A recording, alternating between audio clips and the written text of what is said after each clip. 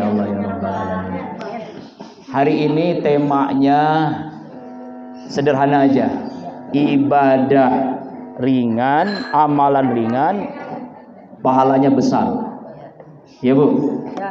Nih, pengen gak begitu Bu?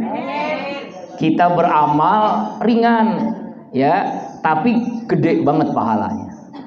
Sama dengan orang kalau dunia ini kerjanya ringan, tapi gajinya gede, gitu. Kan pasti pengen begitu kan? Semua kita pengen yang begitu gitu. Di rumah aja sehari bisa uang 10 juta gitu. Misalnya ada orang begitu Bu. Ada. Ya kan ada lah. Ya kan? Nah, jadi karena itu kita dunia aja pengen begitu. Apalagi akhirat. Nah, orang beriman itu seperti itu, pasti inginnya begitu. Nah, makanya Rasulullah sampai menggambarkan berita gembira kepada sahabat, yaitu bahwa ada amalan sederhana, amalan ringan, tapi kita kerjakan pahalanya besar. Pahalanya luar biasa. Apa saja? Yang ini akan kita bahas sampai maghrib insyaallah. Sanggup? Ya, apalagi saya Bu, ya Allah. Ibu rahimakumullah. Jadi yang pertama amalan sederhana yang ringan yaitu berwudu. Ternyata wudu itu amalan ringan, pahalanya besar. Ya.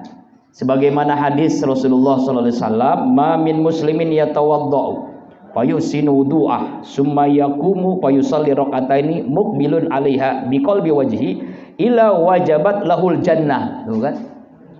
Tidaklah seorang muslim berwudu lalu ia baguskan wudunya, sempurnakan wudunya, dia basuh wajahnya, dia basuh tangannya, kakinya, benar-benar dia sempurnakan, dia bagusin itu wudunya.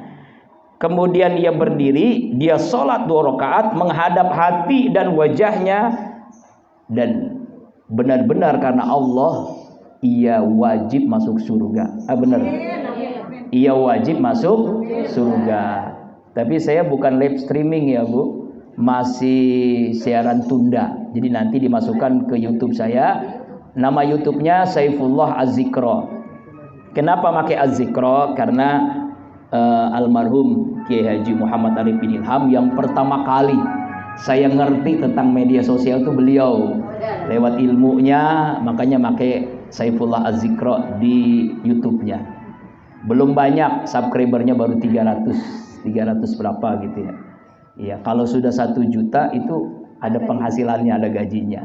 Seperti Ustadz Abdul Somad, dia sampai 2 juta lebih. 2 juta orang yang nonton dikali 1000 itu 1 juta rupiah. Jadi berapa itu? Banyak banget dah.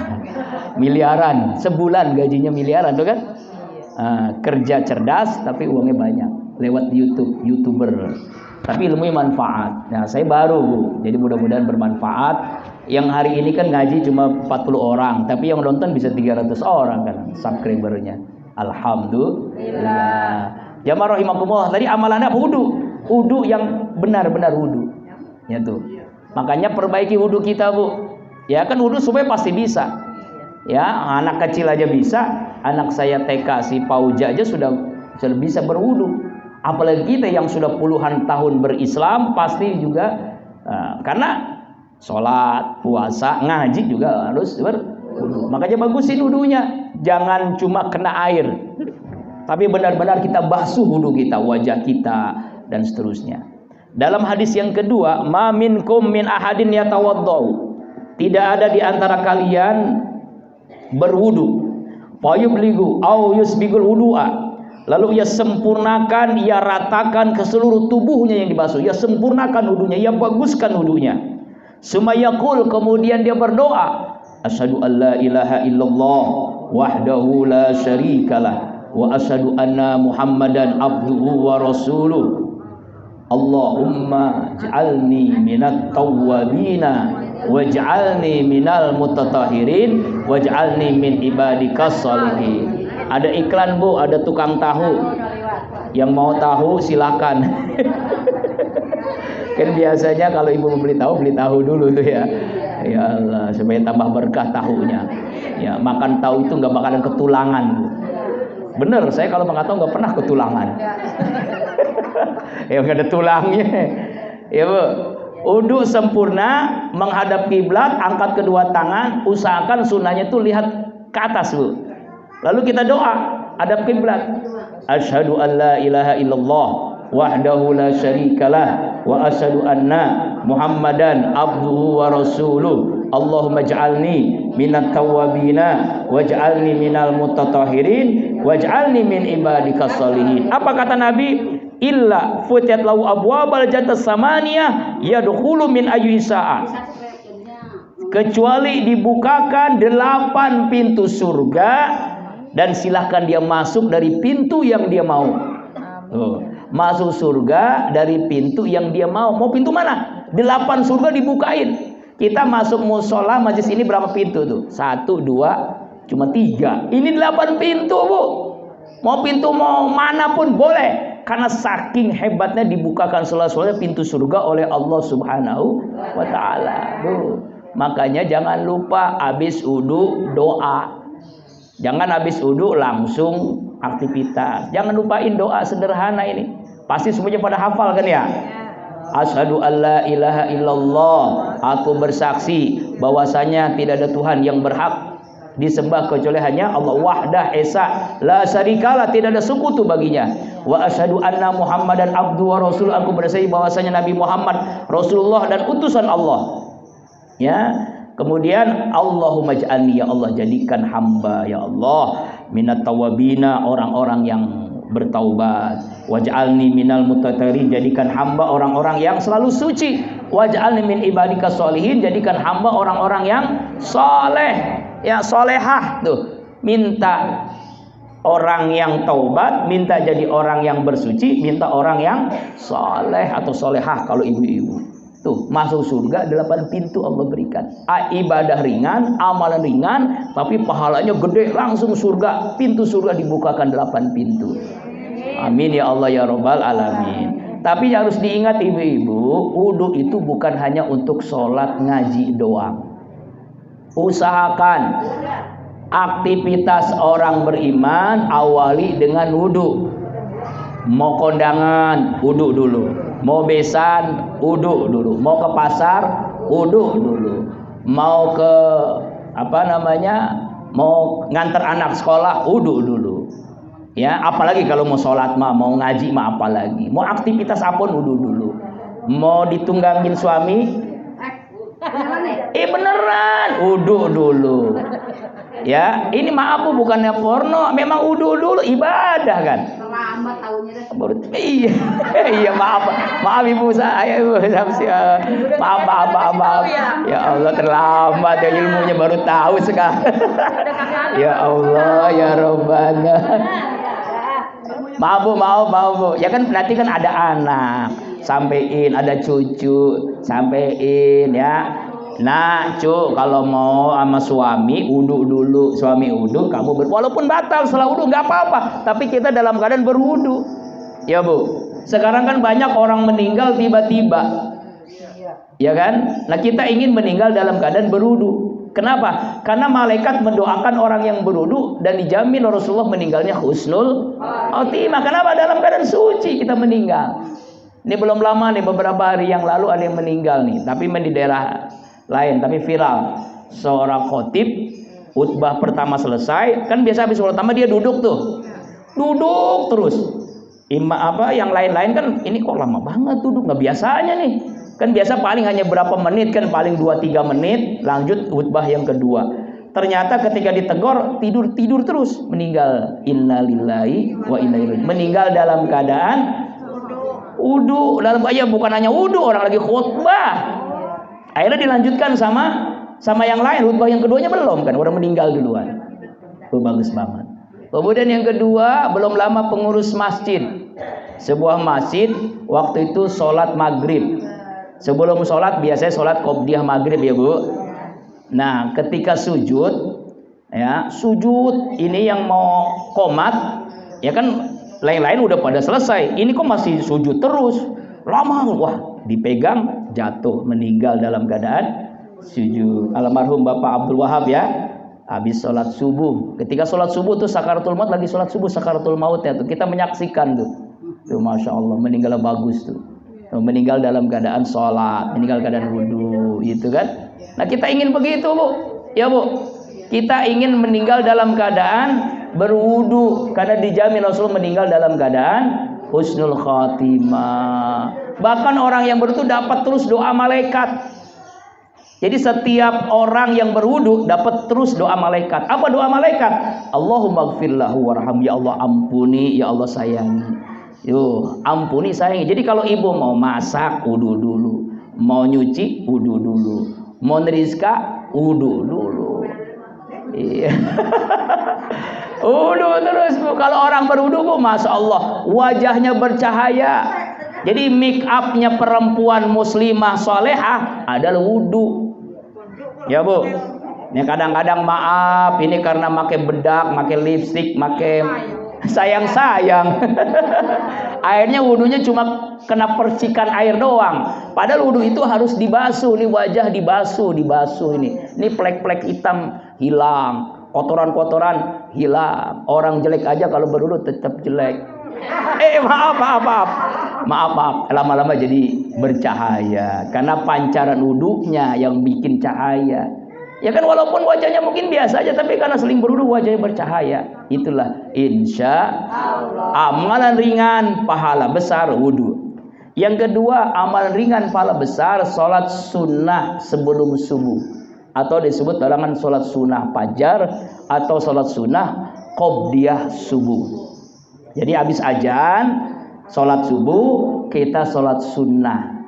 Nih sunnah hukumnya iya, tapi pahalanya gede banget. Saking gede-gedenya kata Rasulullah dari Aisyah radhiyallahu anha, riwayat Imam Muslim yang Tirmidzi, raqatul fajr khairum minad dunya wa ma fiha. 2 rakaat fajar, 2 rakaat salat sunnah sebelum subuh lebih baik daripada dunia beserta isinya. Ya Allah, Bu, dunia itu isinya seluruh ini satu bumi ini, emas, berlian, perak, minyak, diukur, ditimbang dengan 2 rakaat sebelum subuh, lebih berat 2 rakaat sebelum subuh. Maka jangan ditinggalin Bu.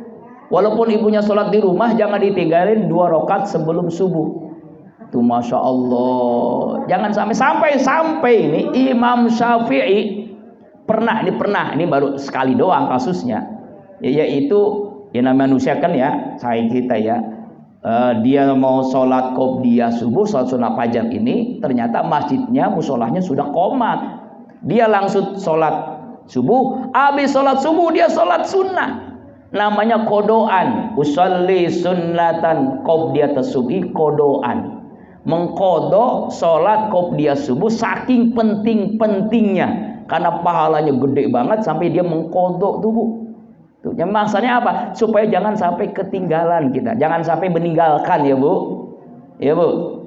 Insya Allah tuh. Apalagi sholat subuhnya pahalanya gede. Sholat sunnah sebelum subuh aja gede banget, apalagi subuhnya. Masya Allah, alhamdulillah. Qobliyahnya ya, atau niatnya begini, boleh usolli sunnatan subhi qobliyatan. Rakaataini mustaqbilal kiblati sunnatan lilaitar. Saya niat sholat qobliyah subuh 2 rakaat menghadap kiblat, sunnah karena Allah Ta'ala. Atau niatnya boleh usolli sunnatal fajri rakaataini fajar. Saya niat sholat sunnah fajar 2 rakaat menghadap kiblat, sunnah karena Allah Ta'ala. Boleh bahasa Indonesia, boleh bahasa Arab. Yang penting sholatnya. Rakaat pertama setelah Fatihah kuliah, rakaat yang kedua setelah Fatihah Al-Ikhlas, ya, Al-Kafirun dan Al-Ikhlas. Kalau ibu nggak hafal, boleh 2 alam. Nah, almarhum Kiai Haji Allahumma firlahu, saya lupa namanya itu, Syafi'i Hazami, beliau mengatakan kalau kita sholat sunnah qobliyah subuh membaca 2 surah alam. Apa 2 salam itu? Alam Nasro dan Alam Taro. Setelah Al-Fatihah ya. Rakaat pertama setelah Fatihah Alam Nasro, rakaat yang kedua setelah Alam Taro, maka segala urusan hari itu dilancarkan oleh Allah, dimudahkan oleh Allah. Alam Nasro kan, Nasro itu mudah segala urusan dunia akhiratnya. Amin ya Allah ya Rabbal. Amin. 2 alam hafal ya Bu ya. Alam Nasro hafal, Alam Taro kalau nggak hafal namanya keterlalu. Kalau bahasa Bang Haji Roma terlalu. Ya Allah ya. Alam nasr dengan alam tara itu. Jadi boleh kuliah, kulhu, boleh alam nasr, alam tara ya. Itu ya, 2 rakaat sebelum subuh. Masya Allah. Makanya ibu-ibu kalau cari mantu ya, disuruh ngelancongin anak kita subuh. Ini untuk menyeleksi. Nah, kira-kira subuh itu dia ke rumah kita dulu apa ke musola atau ke masjid dulu? Kalau dia ke masjid, dia sholat 2 rakaat dulu sebelum subuh. Wah, orang kaya dia. Jadi ngeliat kekayaan itu bukan ngelancong bawa Alphard, bawa Nmax, bukan Bu. Yang dibawa adalah dia berjamaah sholat subuh di masjid atau di musola. Dia 2 rakaat dulu sebelum subuh. Mas, itu kenapa? Karena kan lebih baik daripada dunia. Berarti orang yang paling kaya dia bisa melaksanakan 2 rakaat sebelum subuh. Jadi orang paling kaya nih di kita nih, orang yang tadi subuhnya sholat 2 rakaat sebelum subuh. Tuh, Masya Allah. Itu orang yang paling kaya. Jadi kaya itu ada 2 Bu. Ada kaya hakiki, ada kaya majazi. Apa itu kaya hakiki? Kaya hakiki itu kayanya di hati, bukan di harta. Sebab harta itu nggak bakalan dibawa ya, kecuali harta yang kita infakkan, harta yang kita sedekahkan, harta yang kita zakatkan, harta yang kita wakafkan, harta untuk anak yatim piatu, untuk fakir miskin, untuk janda-janda tua, untuk janda-janda tua. Kalau janda-janda muda itu disebutin. Janda muda mah diborongin. Ya Allah ya Rabbana. Ada istilah janda-janda tua disantuni, janda-janda muda diborongin. Astagfirullah. Ya Bu, supaya ngaji nggak ngantuk Bu ya, maaf ya Bu ya. Ini kadang-kadang tersinggung lagi kadang-kadang ngomong begini ya. Ya Bu. Duh, yang kedua amalan ringan pahala gede adalah sholat sunnah sebelum subuh. Amalan yang ketiga ini bagi bapak-bapak, tapi ibu-ibu nggak dilarang sholat jamaah di masjid atau di musola. Terutama ada waktu yang ringan pahalanya gede, subuh dengan isya. Kenapa isya dengan subuh? Sebab pahalanya itu kalau isya separuh malam, kalau subuh semalam suntuk dianggap sholat. Pernah ibu dari maghrib sampai subuh sholat terus, nggak nonton TV, nggak nonton sinetron, nggak nonton Ikatan Cinta, nggak main WhatsApp, nggak main Instagram, pokoknya full sholat. Jangankan ibu, saya juga nggak pernah. Tapi Allah berikan pahala yang seperti itu. Caranya, kata Rasulullah SAW, sebagaimana hadis riwayat Imam Muslim, man shallal isya fi jamaatin faqannama qoma nisfal lail. Siapa orang yang sholat isya secara berjamaah, maka dia anggap mendapatkan pahala setengah malam. Wa man sholat subha fi jamaatin. Siapa orang yang sholat subuh secara berjamaah, faqannama shallal lail kullahu, maka dia mendapatkan pahala semalam suntuk dia sholat. Masya Allah tuh. Makanya kalau ibu punya suami, punya anak laki-laki, sampein ya. Kalau perlu digoro-goroin, apa namanya, diomel-omelin gitu ya. Gitu. Itu pahalanya gede banget, Masya Allah. Mana? Kita nggak bisa meraih pahala segitu kecuali kita laksanakan.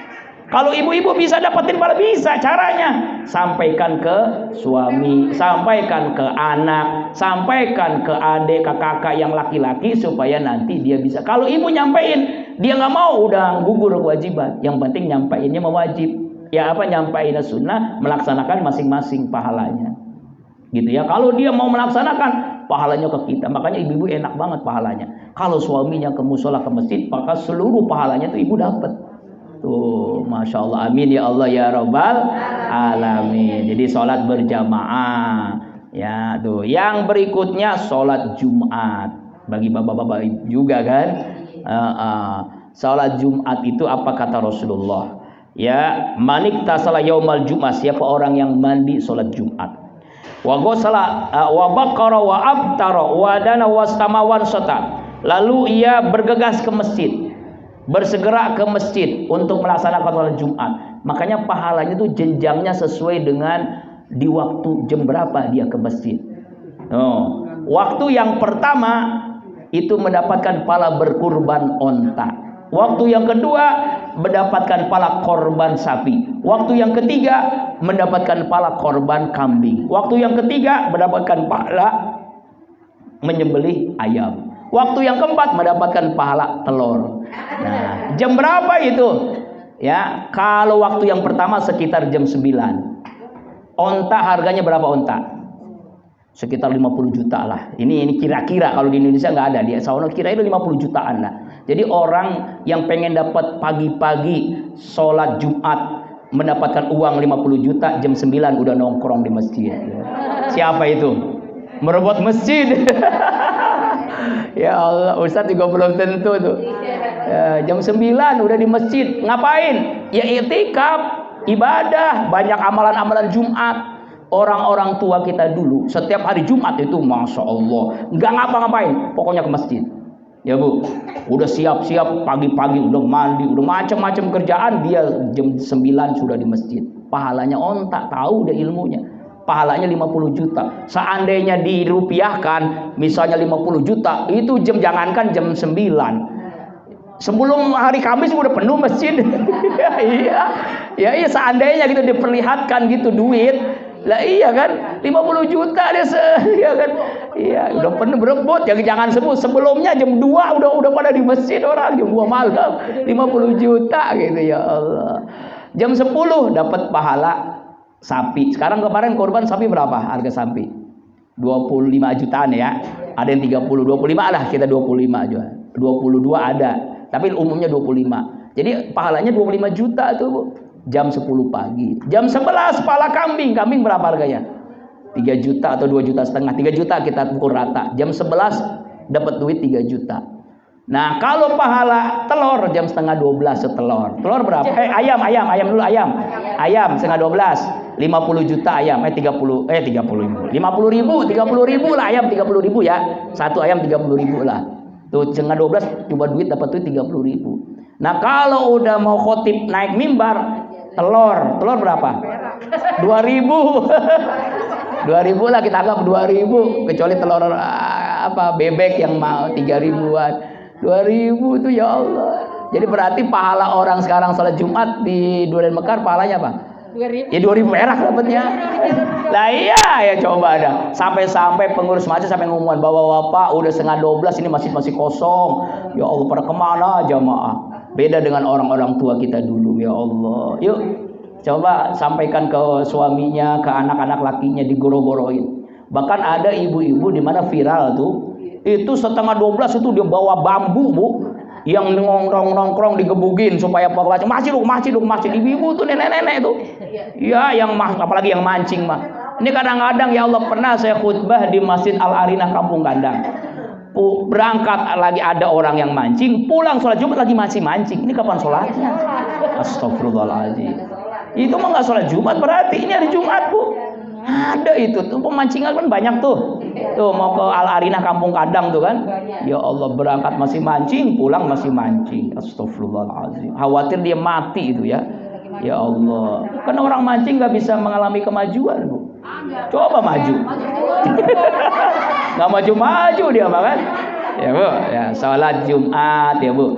Bolehkah ibu-ibu sholat? Boleh kalau ada masjid yang menyiapkan tempat khusus. Seperti kalau bapak ibu ke umroh, haji, itu ada tempat khusus, ibu-ibu disiapkan. Di Masjid Az-Zikro ada juga, di lantai kedua ibu-ibu yang sholat Jumat ada. Yang penting jangan bawa anak, katanya. Coba bawa anak jadi kasihan nanti. Yang tanpa anak kecil maksudnya, ibu-ibu pada dengerin khutbah. Nggak boleh, kalau khutbah itu beda dengan ceramah, Bu. Kalau ibu sekarang ngobrol nggak apa-apa, nggak betalin, ya. Tapi kalau khutbah, pakot lagauta. Sia-sia sholat Jumatnya tuh. Makanya alhamdulillah kalau hari Jumat tuh biasanya bapak-bapak tuh pada khusyuk kalau dengan khutbah. Saking khusyuknya ngiler. Iya pada pules. Ya Allah. Tapi anehnya Bu, memang itu. Saya pernah zaman PPKM ini ya, banyak masjid yang nutup kan ya. Pernah nggak jadwal khutbah. Lalu kan jadi makmum kan berarti kan. Itu Masya Allah, itu godaannya benar-benar begitu. Itu pas udah naik mimbar khotib, itu ngantuknya luar biasa. Benar-benar saya merasakan Ya pokoknya pas assalamualaikum selesainya ya udah. Jadi apa isinya khutbah? Otip nggak tahu dah. Saking nikmatnya tidur itu ya Allah. Beneran itu ya Allah. Ternyata emang apalagi kalau urusan-urusan sholat Jumat itu biasanya bapak-bapak itu paling yang dipilih itu yang paling tempat yang menimbulkan kehusuan. Misalnya di belakang apa nih? Tiang. Iya bawa pribadi bu itu ya Allah, bertanya bapak-bapak ada. Kalau sholat Jumat jarang banget yang benar-benar dengerin dari awal sampai akhir khutbah. Kecuali khotibnya yang semangat. Ya, kalau yang baca buku ya udah dah pada tidur semua. Ya Allah ya Rabb. Apalagi ada yang khutbah pakai bahasa Arab doang. Oh udahlah. Orang ngerti pules dah. Itu ya. Salat Jumat amalan yang biasa dilakukan pahalanya besar kalau tahu ilmunya. Semakin dia melaksanakannya, semakin datang ke masjid maka semakin besar pahalanya. Kemudian yang berikutnya apalagi amalan yang berikutnya yaitu salat jenazah. Nah, pernah Bu salat jenazah? Ya, ibu-ibu boleh. Yang penting barisannya di belakang setelah bapak-bapak. Ya, kalau memang wajib fardu kifayah. Pahalanya seperti apa? Masya Allah nih. Man saidal janajah hatta yusallila falahu qiratun. Wa man saida hatta tudfanu kana lahu qiratani. Kila wa ma qiratani qala mislu jabalin azimaini. Siapa orang yang menghadiri jenazah, kita takziah. Setelah takziah kita nyolatin, maka mendapatkan pahala 1 qirat. Siapa orang yang menyaksikan jenazah, lalu sholat, setelah sholat lalu mengiringi sampai ke pemakaman, maka mendapatkan pahala 2 qirat. Sahabat bertanya, Rasulullah apa itu qirat? Gunung yang sangat besar. Jadi pahalanya saking gede-gede diumpamakan seperti gunung. Jadi kalau sholat jenazah pahalanya 1 gunung. Kalau dua gunung yang sangat besar. Masya Allah, ya Allah tuh, Masya Allah pahalanya gede banget tuh. Kalau seorang muslim yang meninggal dunia. Tapi harus diingat ibu-ibu, sholat jenazah itu nggak ada ruku, nggak ada sujud. Iya, jangan seperti Kabayan. Pernah kejadian di Kabayan, ini mencerita anekdot gitu ya. Ya, Kabayan tumben-tumbenan pengen sholat di masjid. Lalu pakai baju kayak kiai, pakai gamis, pakai sorban, wah pakai kiai lah kalah habaib. Waktu itu di kampung itu ada yang meninggal dunia. Kebetulan ustadznya lagi sakit. Yang biasa jadi imam, yang satu lagi ada halangan. Lalu kan orang-orang kampung melihat, wah ini ada ustadz, ada kiai ini pakai bajunya Habib kan, disuruh jadi imam. Lalu kata Kabayan, maaf saya bukan ustadz, saya nggak bisa. Lah bapak kan Habib. Wah, gua taruh, kata orang kampung, gua tawadu banget nih, suruh jadi imam. Akhirnya terpaksa jadi imam dia. Ya, namanya dia nggak tahu, nggak pernah nyolatin jenazah, sholatnya pakai ruku, sholatnya pakai sujud. Makmumnya juga geblek ngikutin juga itu pakai ruku, pakai sujud. Selesai sholat, ya assalamualaikum, lalu ada yang protes, Pak Kiai maaf, seumur saya dari masih muda sampai hari ini sholat jenazah kok ada ruku ada sujud, emang ada yang salah gitu ya? Kabayan pinter ngomongnya, maaf bapak-bapak, ini mayit ini jenazah ini banyak dosanya. Saking banyak dosanya, saking pakai ruku, pakai sujud, asal. Ya, padahal nggak tahu ilmunya. Ya Allah, ya Rabbana bu, spesial, salat spesial.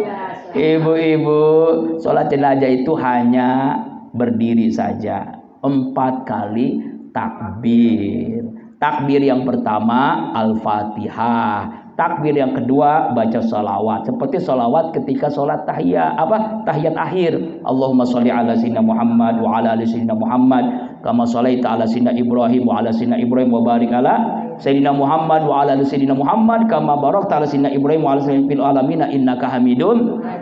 Setelah itu apa? Yang ketiganya, takbir yang ketiga kita baca doa bagi mayit. Kalau laki-laki jenazahnya Allahumma gfir lahu warhamhu wa'afihi wa'fan. Itu cukup juga sudah sah. Kalau mayit yang perempuan Allahumma gfir laha warhamha wa'afiha. Kalau mayitnya bencong, ayo gimana ayo? Misal nih contoh. Ini ada yang nanya bu, Bang Mulyadi nanya, Ustadz kalau mayitnya ini bencong, Ustadz bingung kita nyolatin doanya gimana? Begini bu, kalau bencong lihat masa kecilnya, dia laki apa perempuan.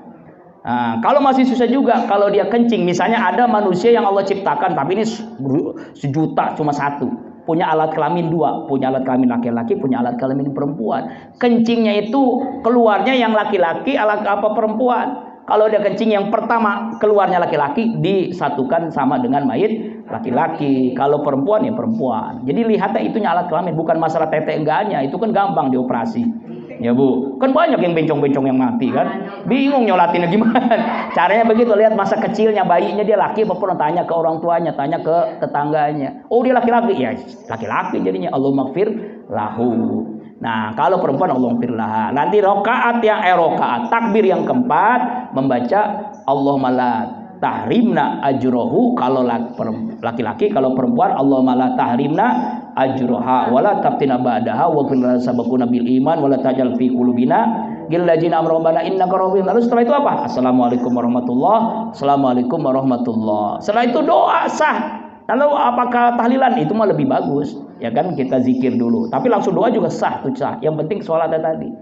Apalagi ibu yang pernah haji umroh Bu, setiap habis sholat 5 waktu pasti sholat jenazah di Mekah di Madinah, pasti itu. Makanya kalau nanti ibu yang diberikan takdir Allah haji, insya Allah tahun depan ya. Insya Allah nggak tahu lagi nih. Mudah-mudahan ya, udah 2 kali nggak jadi gitu ya. Alhamdulillah saya udah 3 kali umroh mah ya. Nah itu pasti itu Bu. Makanya jangan kita sholat ba'diyah dulu, kita sholat jenazah dulu. Laki-laki dan perempuan sama begitu. Ya tuh ya. Jadi hanya berdiri 4 kali takbir. Niatnya sesuai dengan jenis kelaminnya. Kalau laki-laki usolli ala hajal maiti arba'a takbiratin fardol kifayati ma'muman lillahi ta'ala, atau imaman kalau jadi imam. Kalau mayitnya perempuan ya usolli ala hajihil maitati arba'a takbiratin fardol kifayati ma'muman lillahi ta'ala. Jadi kalau ada yang meninggal laki-laki, perempuan, ibu-ibu boleh nyolatin, boleh, nggak dilarang. Cuma kita jangan nggak umum ya. Tapi boleh, silahkan, pahalanya Pak gede itu pahalanya Bu. Makanya kalau punya suami tolong sampaikan supaya dapat sholat jenazah, ikut sholat jenazah, karena pahalanya gede banget. Apalagi setelah nyolatin sampai ke makam, pahalanya nambah lagi, 2 kirot namanya, 2 gunung besar. Wallahu a'lam. Jadi hari ini amalan ringan pahala besar. Pertama tadi wudu yang sempurna ya. Kemudian yang kedua sholat sunnah fajar atau sholat sunnah qobliyah subuh. Yang ketiga sholat jamaah terutama isya dan subuh. Yang keempat sholat Jumat bagi bapak-bapak, pahalanya tergantung waktu dia datang ke masjidnya. Yang kelima sholat jenazah. Masih banyak amalan-amalan berikutnya. Ini baru sholat, belum amalan yang lain, belum puasa, belum infak, belum sodakoh dan sebagainya. Ya mudah-mudahan kita dapat mengamalkannya. Amin. Ya Allah ya Rabbal Alamin. Kita doakan Ibu Mumun, katanya mau punya hajat.